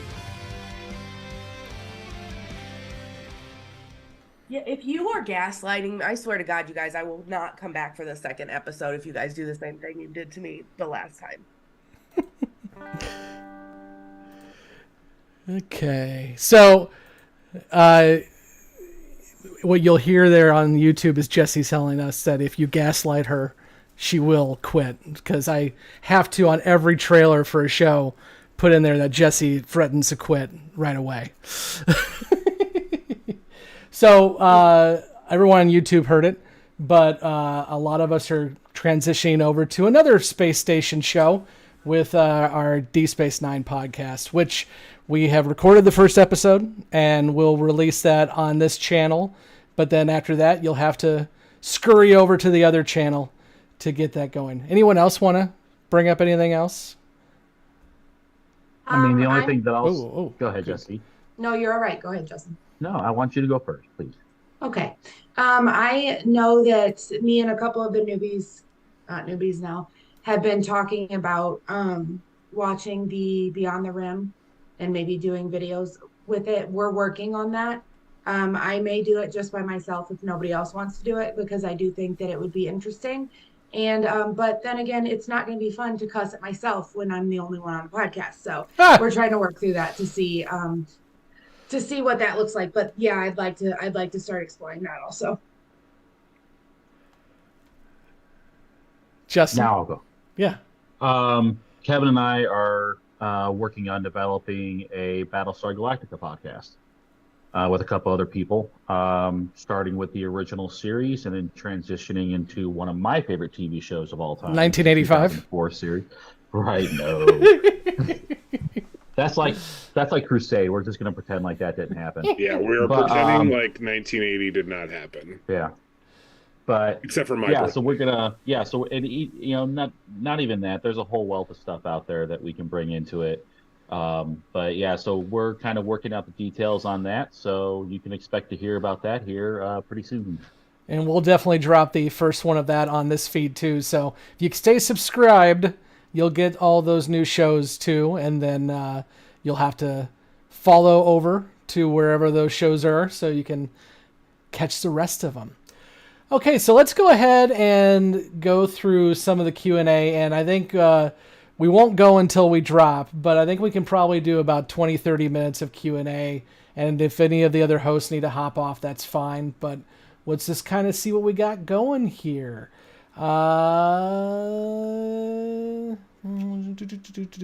So I had one person, I can't find the chat now, but they asked, what was your favorite title sequence? So what theme from what season? Anyone want to jump in on that one? Season 4. Season 5 was awful. No, what theme? What theme? What are you talking about? I thought I like that's the like Shadow music War theme. theme. Or Oh, the name of the season? Is that what they're Yeah. asking? The name or the opening title sequence? The opening title sequence. Oh, my bad. Oh, yeah. That's not what I Okay. heard. Sorry. Yeah, season 5. Yep. I stand by my previous statement. Season 5 sucked. Yeah. I think. Go ahead, Go Nicole. ahead. Go for it. I think I liked season 3 the best. I've always liked season 4. It's got kind of a March feel to it. It is. Very martial theme. Yeah. Yep. So that's what I like. It's also the theme that we use for the podcast, kinda. What other questions y'all got in here? Repost them. Go ahead.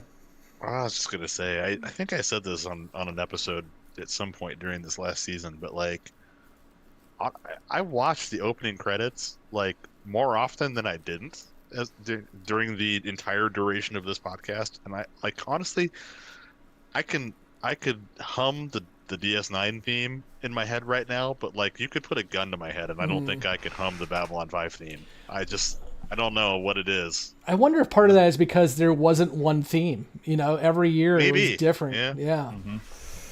Mm-hmm. Let's see. Greg just put it in the chat. I want to begin by thanking you all for Wednesdays. I walk every day after work, and I lost 90 pounds in a year. Wow, Greg, good job. Nice. Yeah. And, Greg. Congrats. and he says, thank you for being a part of that. Well, we're honored that we could be a part of that, Greg. Good job. Okay. Yep. This was a question I missed as well, too. Who of the B5 cast would you like to meet that you haven't met so far? Anybody want to throw that out first? Andreas? Well, anyone alive. Anyone That's alive. Yeah. Yeah. I think for me, I would love to meet Pat Tallman. Because we haven't talked to her yet. Nope. I would love to talk to her. We definitely get her spam emails all the time, so I'm working on it. Yeah. I met the two I wanted to, which was Jason Carter and Peter. Yeah. I mean, obviously Peter and but we kind of met them virtually.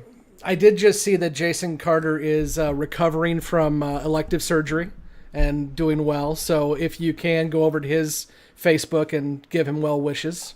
I think he was posted like yesterday that he just had surgery. So what a fun guy he was to meet too. Yeah. Oh man, was he a trip? I still can't get over that.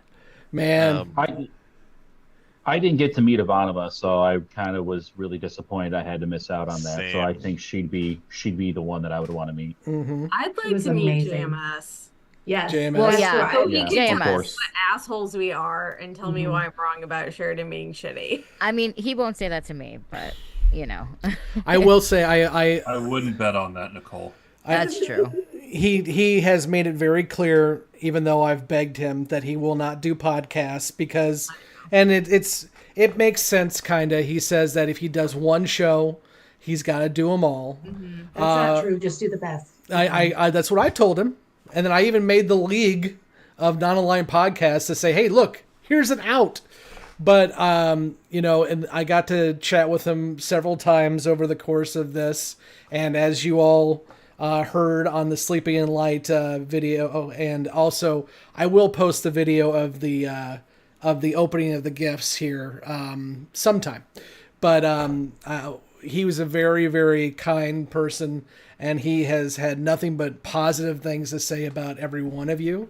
And like I said, I mean, that him sending the Becoming Superman books, that was all his idea. So that was awesome.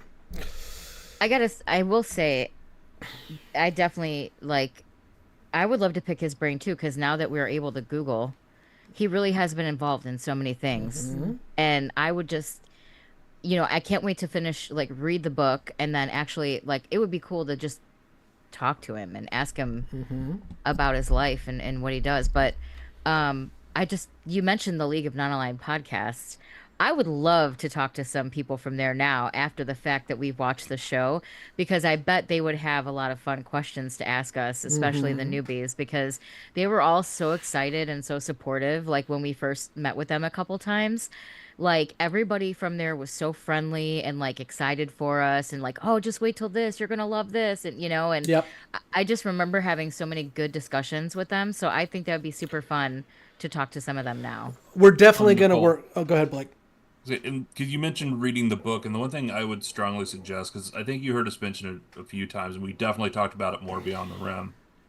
You read JMS's book, and you read the experiences he had in his life, and then you go back and you watch some of these episodes and some of these stories, and you will get it. Yep. Absolutely. Absolutely. And so we're definitely going to be working to see if we can get some league guys together and have a conversation with the newbies. Now the newbies can stick around and have that talk. I was kind of hoping that JMS, when he did his little cock tease, was going to tell us that we had something to discuss, except for a new Patreon. Thanks, JMS. But we will get that group together. And I would love to do... at least for some of you, after you read the book, to get together and have that conversation as well too. We still have to do the glass box. Yeah, because a couple of us read that one too, and that was good. It was really good. I really enjoyed it. So we can do some JMS book clubbing. It'd be great. Hell yeah, I'm in. Shannon, who by the way is a new host on the DS9 show. She's going to be one of our new newbies. What did Sleeping in Light achieve in terms of closure for the story and characters? And was there anything you felt it could have done differently? I need to go watch it again to be able to answer that question. Yeah, some of you probably will feel that way. Honestly, for me, the only thing that I could have seen, the only thing I could have seen it do more of, or I don't know what I'm trying to say here. I'm sputtering. They didn't address certain things about like Jakar and Londo. For me in particular, we saw Londo come to the dinner, but we didn't. I don't recall that we really saw Jakar, did we? So like at all, No. and it left a little bit of like we know what the future holds for Londo and Jakar. They've beat us over the head with it, or Scott has at this point, if you've watched Beyond the Rim enough times. But in so much as I feel like Sleeping in Light is really brave because it faces head on the consequences laid out in season 4. Or at the end of season 4, I guess early season 5, with Sheridan and his imminent 20-year timeout. They could have just easily ignored it. They could have said, "Oops, well, we would have dealt with that in a future season, but we didn't get to, so whatever." But no, they chose to face it head on, and I thought that was a really bold decision. But the things that there were other things that I felt like they, it's not that they didn't face them head on, but I still think it would have been fitting to do some kind of addressing it in the final episode. Anybody else? I don't know if that made sense to anybody. Yes. I rambled for what felt like 20 minutes just now. So I had some thoughts. I actually thought it was kind of a beautiful episode. I really thought I loved that they gathered all like the friends who were still living together, to kind of say goodbye. I really like that they made it, Sheridan wanted it to be a celebration, a joyous, not like a funeral. You know what I mean? They were laughing, they were having fun, and I really thought it was a very respectful and proper ending too, in a way. Like, Sheridan, say what you will about him, he kind of did his thing and was his own man in a way, and he went out the way he wanted to go out. And I think that as heartbreaking as it was that Delenn wasn't by his side for her, she understood that that's what he wanted and that's what he needed. Because here's the thing, like, he's getting to choose how he ends his story, right? And that's not something that everybody can do all the time. And I just thought it was really beautiful that the way that he did it, because, like he wanted to go out for a drive, like a Sunday drive. Like it was the symbolism for that, because I don't know about you guys, but if you have a bad day and you just get in the car and you crank the music and you go, sometimes it clears your head, right? This was like that symbol for him to like be able to just go and stop at his favorite place, Babylon 5, and then go and just kind of end it on his own terms. And I really thought it was a really nice way to kind of end it. And we got to see everybody who was still around at the end. And, you know, they gave mention and they gave props to those who were lost. And I don't know. The sentimental schmuck in me loved every minute of it. Okay. For as much as I have bitched for the last 3 seasons, 5. Okay, whatever. It was actually a really good ending to a series. Like, oddly enough, this is barely relevant, but I just watched all of Seinfeld to try to figure out why it was popular. I'm sorry. I don't have an answer, but that series ending was like one of the worst I've ever seen. And then like Babylon 5, it actually does wrap things up. Like it fits with things. I mean, kind of take away some of season 5, but overall it fits with what has happened through the entire series. So, I mean, it was a pretty satisfying ending for a series. And it was because it's Greg XB brought it up in the chat, and the one thing too that hits me, especially after watching this so many times and reading the book, was at the end of Andreas's life when he was dying from cancer, and they had that final dinner that was Andreas, JMS, and Peter. And reading that story of the book, it's so reminiscent of what happened here, and how it was handled in the show, and then how Andreas chose to be with his friends and celebrate that life there at the end of his own.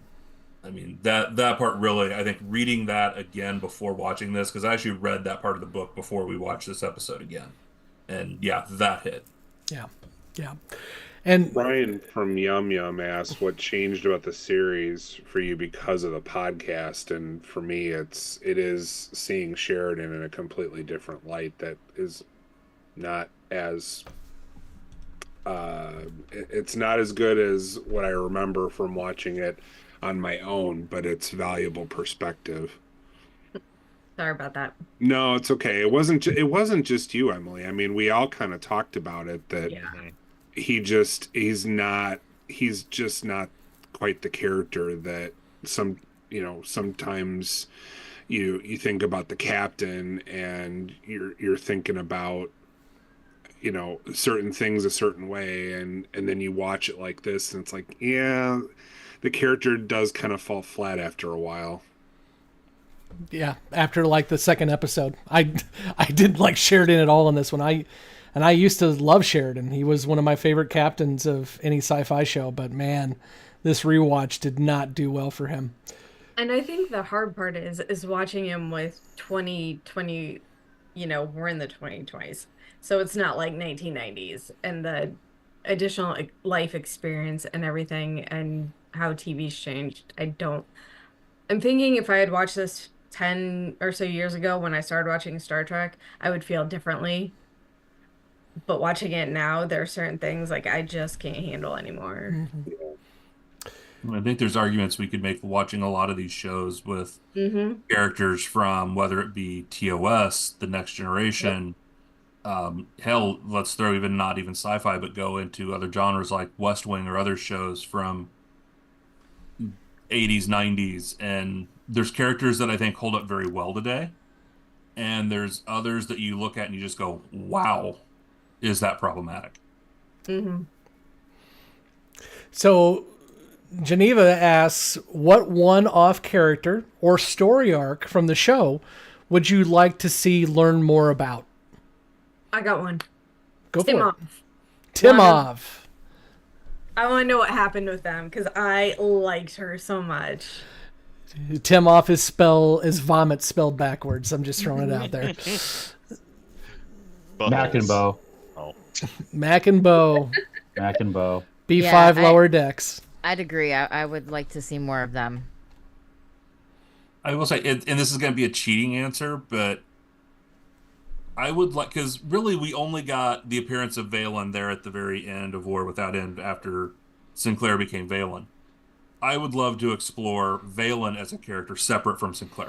Yes. Oh, yes. that'd be cool. That'd be awesome. Whatever happened to Avalon dude, King Arthur? Or the Zathrai. There's a lot of Zathrai we could follow around. Oh my gosh, so many series.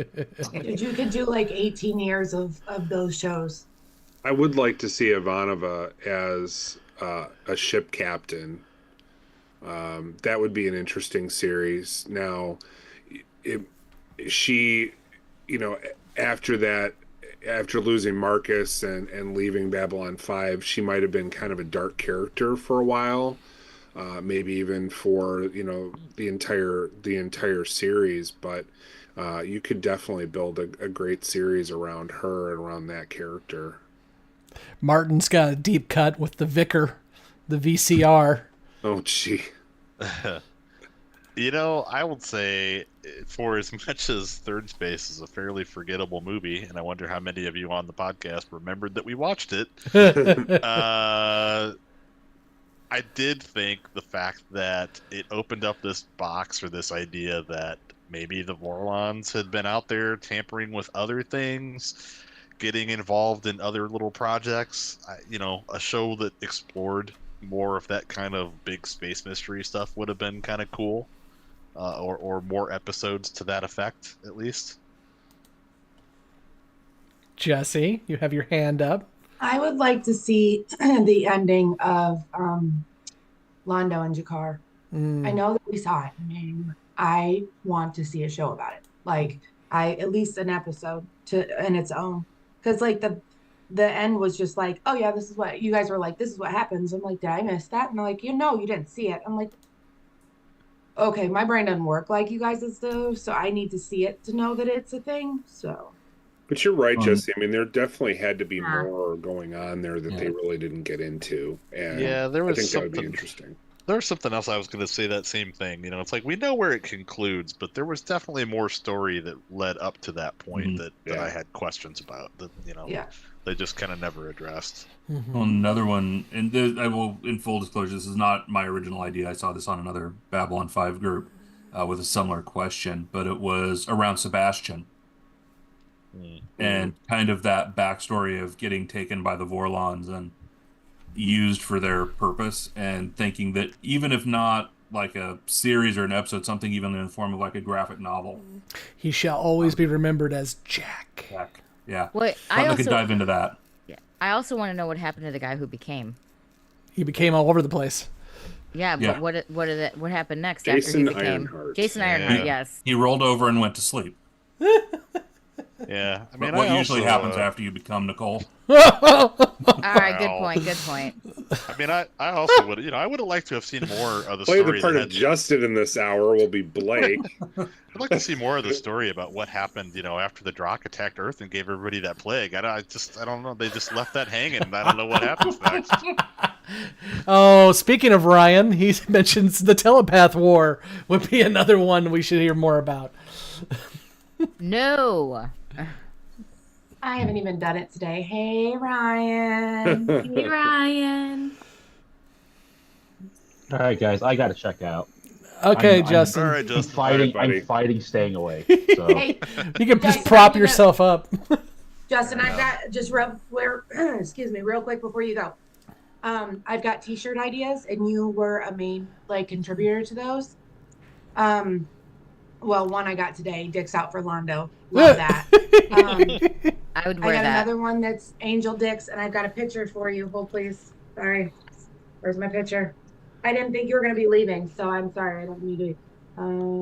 There we go. Okay. There it is. Love it. You're welcome. And then Six Stick Energy. Love that one. There we go. I'd rather take my chances with a Pak Marat. Touched That's by good. a Vorlon, clearly. Eat My Ass, Darkness. Yes. Right? You can send your hate mail to I'm right and you're wrong at whateveryouwant.com, or as our usual one goes, you can send your hate mail to no, just delete it. We don't fucking care. Okay. Love it. Have a good night, Quality. Justin. Bye. It's been real. easy, It's buddy. been fun, and it's been real fun. So Good night. catch y'all on the Good night, flip man. side. Right. Later. All right, bye. I did say we were going to go for about a half an hour, and it's been about a half an hour. So I think this would be a good time to shut it down anyway. I want to say thank you to everyone in the chat. People are posting some of some of the experiences they've had over the past 2 years along with this ride with us, and that's amazing that we were got to be a part of your lives as much as you all got to be a part of ours as well too. Just a reminder that this will not be the final episode. We will have some other stuff dropping. It just won't be every week. So be sure to stay subscribed. Make sure to click that like and notify button if you're watching on YouTube, so that way you can be aware of that too. And if you ever really need to get a hold of us, the best way is on our social medias. We'll keep the Facebook and Twitter accounts going. And it's been one hell of a ride. So I want to thank all of the hosts for being a part of this wonderful journey, as well as all of you as the listeners and interactors. It's been great. Does anyone have anything they want to add before we sign off? Jessi. I just want to say thank you to everybody. I never saw this going the direction that it went. Scott, you have done a phenomenal, you and Blake have done a phenomenal job of promoting and doing all the back work and doing all of the things that made this podcast so amazing. And the people that we have come across, the people that I've met. I have some people on my Facebook that I had never met before, and now I'm like genuinely excited to see their posts. The Facebook group, I mean, you guys have all been so I've got chills right now, sorry. Those are the feelings that we were talking about earlier. You guys have been so amazing. The podcast has been, you guys, the cast has been amazing. The people that listen to us have been amazing. And I cannot thank the listeners enough for being so accepting and so open arms for me. And I'll only speak for myself for my bullshit, because I am a very strong personality, and you guys know that have known me for a long time. Sometimes people don't love me, and that's what we saw. But everybody has been so kind and so welcoming and so amazing. And I'm sad it's over. And I mean, it's not over, but I'm sad that this chapter is coming to an end. And I hope that in the future we continue to see you guys. So thank you. And I'll just add in a lot of what Jessi said with the folks who have welcomed us into their lives and their routines, and the messages that we have got, whether they be through emails, private messages that we've been sent, of the part we have played in people's lives, whether it be through difficult times, through happy times, bringing back memories. And this is an idea that Scott and I started, and I will say kind of a difficult time for both of us. We both did response work during the pandemic, which was a lot of long hours and a lot to deal with. And this idea really was born out of the two of us and discussing something that we would like to do that didn't involve that. And that was the genesis of where this came from. And we finally got the opportunity to start this with all of our friends, and we've gained so many along the way. Well said, sir. Well said. Okay. Go ahead, Nicole. Sorry, I just want to add one more thing. Jessi, I definitely agree with kind of the stuff you said. And I also just wanted to say an extra thank you to all of those who were very patient and understanding with us newbies who know nothing about sci-fi and have no idea what the fuck was happening half the time. I really appreciate everyone being so kind, because, you know, a lot of the time in different fandoms, people are not very nice and not very kind, especially if you're new and you don't know and you don't understand and you don't get the tropes and things like that. So I just really appreciate everyone being so kind and patient and welcoming to us too, because yeah, like Jessi and I, this is not our forte. We have no idea what we were doing when we started. So I just really appreciate that everybody was so cool and so like excited to hear what we had to say, even though we were total novices. So not to speak for you, Jessi, but I would think you probably agree with that. So I agree with you. Yeah. So I just want to give an extra shout out to you guys all for being so awesome for that, because again, I came in here not knowing what the hell I was doing. I still don't know what the hell I'm doing when it comes to sci-fi, but now I'm excited to learn more about it. So yeah. I wanted to say, well, thanks to our listeners, obviously, because we wouldn't have probably lasted this long without them. But I really appreciate that cast members, you know, took the time out of their lives to let us interview them, especially with newbies who like haven't seen the show, so they had to restrict what they could talk about as long as we were present. And I know that's not always an easy thing to do. And I really do appreciate JMS sending us those signed books. To be honest, I got that, and that is one moment in my life where I probably felt like the biggest asshole ever. I was Yep. like, oh, I have spent like 4 seasons just dogging a main character of a show, and he sent me an autographed book. So woohoo! I have a giant dick. But this has honestly been super fun. I didn't know it would turn out this way, but it's been great. And I thank everyone for following us and listening to our shenanigans and bullshit.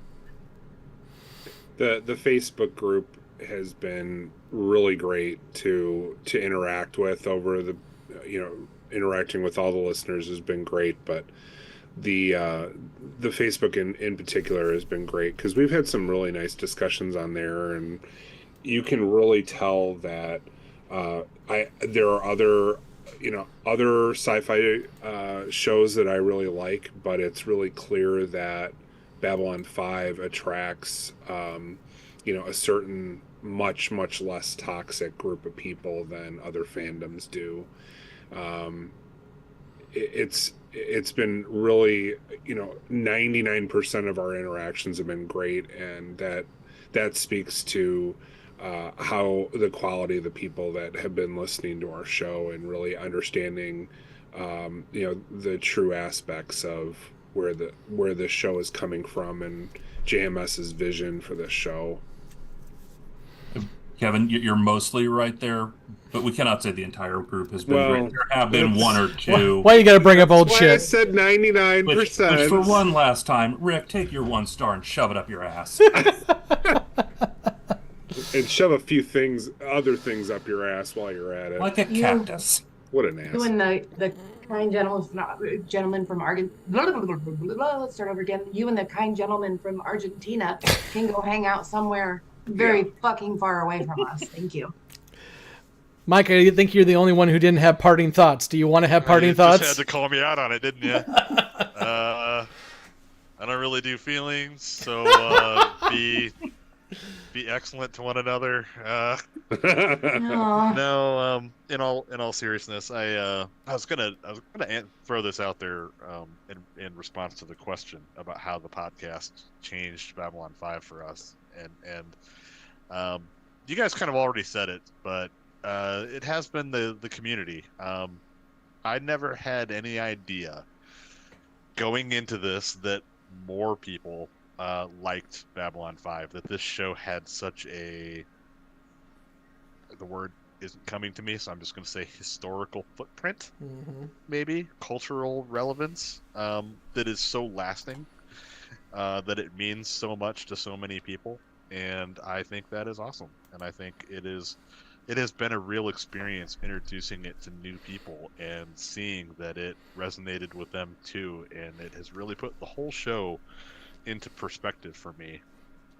And besides that, I can only jump on and say that, with very, very, very few exceptions, the entire community out there that has swarmed to us for God only knows what reason has been awesome. And I thank you all so very much for being a part of this and making it worth doing week after week, because I don't know that we can really stress enough, or at least that I can't stress enough, that as much this is simultaneously fun, but after it's been 2 years, it gets to be a bit of a chore at times too, and it really is the loop of feedback between us and you guys that keep us going, or that keep me going. I'll speak for myself at this, at least, and knowing that it's appreciated, and the people are out there listening, because I literally thought it was going to be like fucking 2 people when we started this. Yeah. And they were going to be Scott's mom and dad. Honestly, neither one of those people have listened to any of the shows. I just want to throw it out there.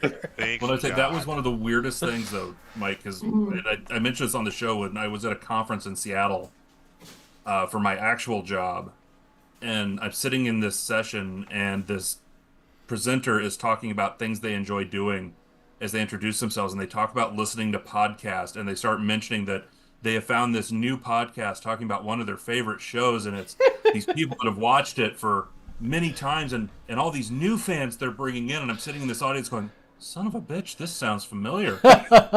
So sure enough, I asked afterwards, it's like, oh yeah, it's Gray 17. I'm like, oh, shit. Fans. Glad you like it. Yeah. I was surprised as fuck. I'm not gonna lie. Like the fact that people, what blew me away was the Patreon. Holy shit! Like I'm like, wait, people want to pay us to listen to our shit. So yeah, it did, and I contribute that. Honestly, I contribute that to Scott and Blake. And not just fuck off, Blake. More heavily, Scott. Sorry, I couldn't help it. Damn. Thanks, I couldn't Jessi. help it. Yeah, but Scott, you have put in so much fucking work, and I guess I didn't, in the beginning I didn't realize how much you were doing behind the scenes, but clearly you live, breathe, and sleep B5, so you made it work, and I appreciate it. I literally nearly died during the recording of this show. And as Blake mentioned, this podcast came about because we were looking for a way to get together with folks and to enjoy things more again. And the fact that I had all of this community backing me up in the darkest moments of my life, that meant a lot to me. So I really appreciate everyone helping us out on that. And so Martin does say, what am I going to listen to now on Wednesdays? Well, Martin, this live broadcast will be the podcast on Wednesday. And then next Wednesday, we will drop our new DS9 show, the first episode. So you can listen to that on this feed. And then we'll have links to how you can subscribe to that show. And then we'll also be posting Justin and Kevin's show when that gets rolling. So make sure you stay subscribed. And we'll definitely be giving you opportunities to join us on Wednesdays still, even though it won't be B5 anymore. I think we've got something special we're working on with our host too to release for you sometime after the first of the year. So, yep, agreed. So, and also great. Thank you for mentioning the Patreon. Thank you so much to our producers, the Grey Council members who are listed down in the show notes. You got us all together for Sleeping in Light, and you actually flew Blake across the country to get us all together in one spot. So we really do appreciate that. That was very helpful, and it means a lot to us. And Benway, you and your super chats every few minutes, that's the same idea. We really do appreciate it. And Kevin does say, please, Kevin Hernandez says, please stay on your meds, Scott. I will go take my meds here as soon as I'm done with this podcast. I promise. Because he needs to, because we're all, fuckery, So Crispy the Blind Socialist asked if there wasn't going to be any more Emily and Jessi. You can't get rid of us. So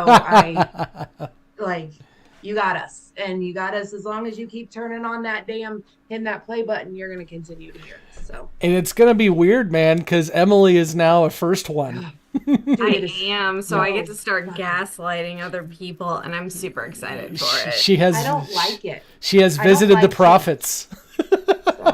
We're on good terms. Okay, well, we'll go ahead and end it there. Please be sure to like, subscribe, and follow. And again, join us on all our social medias, especially our Facebook and Twitter accounts. You can continue to chat with us long after this show is off the air. And again, be sure to continue to be subscribed to the audio podcast and our YouTube, because we'll continue to churn some stuff out here as we continue to go. And until we meet again, I have been Scott, and with me has been Jessi, Mike? Nope. Nicole, Kevin, Emily, and Blake, and Justin. and Justin. Thanks, everybody. Have a good one. Night. Thanks. Good night.